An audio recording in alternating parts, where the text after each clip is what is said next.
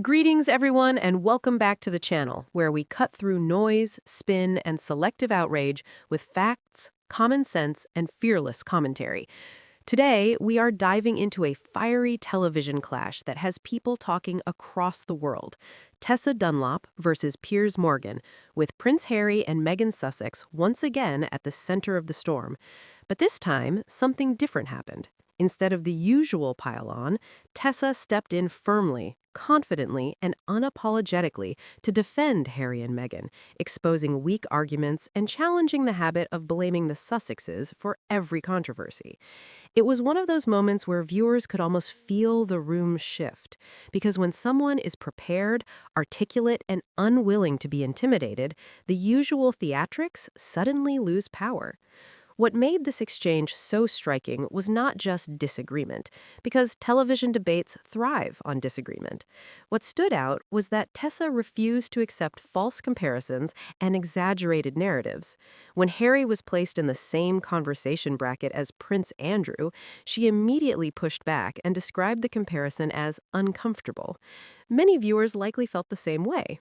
For years, critics have tried to drag Harry into conversations that distort reality, presenting criticism of the monarchy or family conflict as somehow equal to genuine scandal. Tessa called out that imbalance directly. It was a reminder that not every loud claim deserves to go unchallenged. One of the strongest points in her defense was the principle of proportion. Harry and Meghan may be controversial figures, depending on who you ask. They have spoken publicly, released documentaries, written books, and criticized parts of royal life. People are free to agree or disagree with those choices.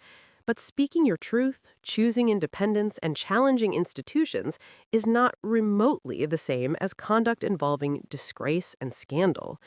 Tessa's intervention mattered because she dragged the conversation back to reality. Too often, debates about Harry become emotional theater rather than logical analysis. Another key moment came when she challenged the obsession with titles and status. Critics frequently claim Harry and Meghan are desperate for royal branding, while ignoring evidence that they have built careers, projects, and identities beyond palace structures. Harry has focused on veterans, mental health, and the Invictus Games Foundation. Meghan has worked on media, philanthropy, and women's advocacy. Yet somehow, every move they make is reframed as manipulation. Tessa seemed to recognize that contradiction and was not willing to indulge it. What supporters appreciated most was her calm confidence. She did not need to shout to make a point. She did not rely on insults. She simply challenged assumptions. That is powerful because the Sussex debate often becomes a volume contest, where whoever's loudest tries to dominate the narrative. Tessa showed another path, measured criticism of hypocrisy. When someone uses reason instead of rage, audiences notice. The media treatment of Harry and Meghan has long been a story in itself. From the moment Meghan entered royal life, headlines often focused on suspicion, hostility, and double standards. Actions praised in others were criticized in her. Choices understood when made by other royals were condemned when made by the Sussexes. Harry's frustration with the press did not emerge from nowhere. It came from years of watching patterns repeat. Whether people love or dislike the couple, pretending those patterns never existed is simply dishonest. Tessa's willingness to push back reflected what many viewers have observed for years. And then there's Harry himself. For some critics, he remains frozen as the rebellious prince who dared to leave the system. But Harry is also a military veteran, founder of a globally respected sporting movement for wounded service personnel, and someone who has spoken openly about grief, trauma, and mental health. Those contributions do not vanish because critics dislike interviews or memoirs. Tessa's defense implicitly recognized that a whole person cannot be reduced to tabloid caricature. Meanwhile, Meghan continues to attract intense scrutiny that often says more about public culture than about her. She is dissected for clothing, speech, business ventures, family choices, and even facial expressions. Few public figures receive such relentless, microscopic judgment. Yet she remains influential, commercially relevant, and globally discussed. That resilience frustrates critics who expected her to fade quietly. Tessa's defense of Meghan carried weight because it challenged the idea that constant criticism equals justified criticism.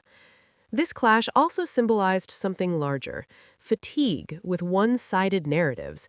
More people are beginning to ask why Harry and Meghan are treated as perpetual villains while structural issues receive less attention. Why does every disagreement become their fault? Why do others granted privacy, nuance, and redemption, while the Sussexes are denied all three? Tessa did not just defend two people, she defended fairness in public discourse. One revealing part of the exchange involved public opinion polls. Critics often cite polls as though they're sacred truth, but an important reality remains. Public opinion does not emerge in a vacuum. It is influenced by headlines, repetition, framing, and emotional messaging. If audiences are fed the same negative storyline daily, some will absorb it. That does not necessarily mean the storyline is fair or complete. It might simply mean it has been amplified. This was a sharp and necessary point. There's also a deeper issue about institutions and dissent. In many countries, people celebrate whistleblowers and truth-tellers until those truth-tellers criticize beloved institutions. Then, suddenly, honesty becomes betrayal. Harry and Meghan spoke about pressures, mental health struggles, racism concerns, security fears, and internal dysfunction. Whether one agrees with every claim is beside the point. They exercised their right to speak. Tessa's defense recognized that criticism of an institution is not treason. It can be part of accountability. Now, before we continue deeper into this showdown, let's pause here for the clip so you can hear the exchange for yourself and judge the tone, the arguments, and the reactions in the room. First of all, you can't unroyal Harry, even if you brouhaha. It just unrolled Andrew. 2 seconds. Yeah, that was it. By the way, Piers, that was really uncomfortable when you were sitting there, Neanderthal style, placing Harry in the same bracket as Andrew. Why? I was cringing here, and I bet some of these two. I mean, I know they're your friends. But in a cringe when he was placing Harry alongside Andrew. You can't put them in the same. Thank you, but Piers did. Actually, you can put them in this bracket, which is I've always made it clear that Andrew's offences to me are far more egregious than anything that Harry and Meghan have done. I've never said anything different, and I wouldn't say that now. I think the way he lied about his relationship with Epstein, the damage he's done, his refusal to give evidence under oath, it's all on a different level. However, the commonality of it is where you, through any of your actions, dishonour and disrespect the reputation of the institution of the monarchy or the royal family, then actually there is now an established mechanism with the Andrew situation to remove their titles. And a lot of British people in the polls don't agree with you, they agree with me. Right, so forgive me. As we know, the polls are often dictated by the loudest public discourse, dominated by people like you. But if we're going to get into the weeds of the situation, forgive me for this, let's look at those who have insidiously, indirectly damaged the royal brand, who also have titles. For example, Princesses Eugenie and Beatrice, happily going over to have lunch paid for by a convicted paedophile in the wake of their mummy. Adults, by the way, referred to as girls, but as adults. Oh, come on, you're not really going to attack two young women in their early 20s for decisions taken by their parents, are you? Well, I'm just saying that they are very happy to keep their grace and favour. You talk about low blows. To keep their princess titles. On what basis? Have you met Eugenie and Beatrice? When did you last hang out with Harry? I mean, let's just be honest about this, Piers. We're talking about constructs that carry British titles that we're all looking at from afar and making judgments. Harry and Meghan overtly sat there and criticised in that moment, in a painful moment, the royal family. Oh, they didn't criticise them. They absolutely trashed them. Whereas, at a moment when Philip was dying, then the Queen died, nothing stopped them. These two carried on trashing the royals and the monarchy throughout the deaths of two of the great figures of the monarchy. They were no longer suckling on the nipple that was the sovereign grant, whereas Eugenie and Beatrice have enjoyed that gravy trail all their long lives until very recently, and they still have. I think it's a low blow to attack. Okay, well, you may well do, but I find it honest what they're doing in Australia. You may find it vulgar. I find it honest. And just finally, she said, "Call me Meg." She didn't even demand to be introduced as Duchess. Great. And still, let's you have call a go her at the Meg. Titles. Let's quit the Duchess bullshit. Okay, well, that's what she wants. Hi, Meg. Meghan, Duchess of Sussex. No, I'm from Sussex. Piss off. Welcome back after the clip. Once viewers hear the exchange directly, Many immediately noticed why Tessa's intervention mattered so much. She did not simply disagree with Piers Morgan for the sake of drama. She challenged the framework itself. That is important because many discussions around Harry and Meghan begin with assumptions already stacked against them. If the starting point is that they are selfish, disloyal, manipulative, or fame-hungry, then every action they take will be interpreted through that lens. Tessa refused to accept those loaded premises. She asked for fairness, context, and proportion. Harry's decision to leave royal duties is often portrayed as selfish, yet another interpretation exists. A man trying to protect his family after witnessing destructive media patterns that had already harmed his mother, Diana, Princess of Wales. Harry has openly connected past trauma with present choices. People may disagree with methods, but the emotional logic is understandable. Tessa's willingness to defend him suggests empathy is still possible in a climate that often rewards mockery instead. Then there is Meghan's role in this story. Critics sometimes frame Harry as manipulated, as though a grown man with life experience cannot make independent decisions. This narrative strips Harry of agency and turns Meghan into a convenient villain. It is simplistic and patronizing. Harry made choices, Meghan made choices. They made decisions together as adults. Tessa pushing back against caricatures helps restore that missing complexity. What some viewers especially enjoyed was seeing confidence meet bluster. Piers Morgan is known for strong opinions and a confrontational style. Many guests shrink under that pressure or get dragged into chaos. Tessa did not. She held her ground and articulated her points. For audiences tired of one-sided takedowns, that composure felt refreshing. It showed that forceful rhetoric can be answered without panic. Another dimension worth exploring is the economics of outrage. Harry and Meghan generate attention. Attention generates revenue. Media ecosystems know this. Every new project, appearance, quote, or rumor becomes content fuel. In that environment, balance is often less profitable than drama. Tessa's defense mattered because it resisted that machinery. She asked viewers to think rather than simply react. The title debate is another endlessly recycled argument. If Harry and Meghan use titles, critics complain they are clinging to status. If they do not emphasize titles, critics still complain. If Meghan prefers informality, critics mock it. If she uses formality, critics mock that too.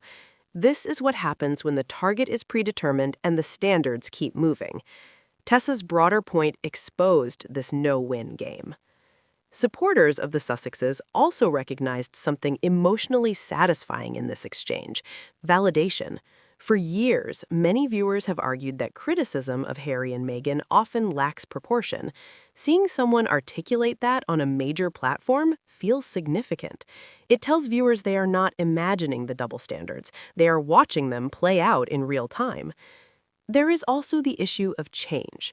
Some resistance to Harry and Meghan is rooted in discomfort with a modern royal story that did not follow old scripts. A prince stepped away, a biracial American woman married into a historic institution, and refused silent compliance. They built a life beyond palace management. That unsettled people who preferred tradition without challenge. Tessa's defense can therefore be seen as support for autonomy, independence, and the right to choose a different path. Audiences today are more media savvy than ever. They recognize outrage performance. They know when a debate is being framed for clicks rather than truth. They also know when someone enters the conversation with sincerity and evidence. That is why Tessa connected with so many viewers. She didn't need gimmicks. She simply argued her case with conviction. As this debate continues online and across television screens, one lesson stands out above all. Narratives can be challenged. For a long time, some assumed Harry and Meghan would remain easy targets forever. But public fatigue is growing. People are asking harder questions. Why is there endless outrage over interviews while serious institutional issues are minimized? Why are some royals protected while others are relentlessly attacked? Why are independence and honesty framed as crimes? Tessa's confrontation tapped directly into those questions. Her performance also mattered because she modeled something useful for audiences: critical thinking under pressure. She did not simply trade insults. She questioned premises. She separated levels of wrongdoing. She pointed out inconsistencies.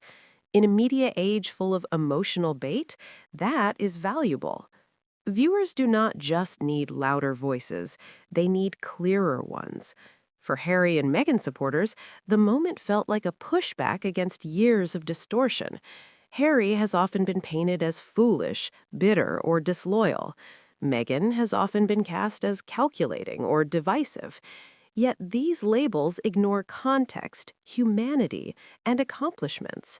Harry's Invictus legacy alone has transformed lives and inspired wounded veterans worldwide. Meghan's influence in media, charity, and culture remains undeniable.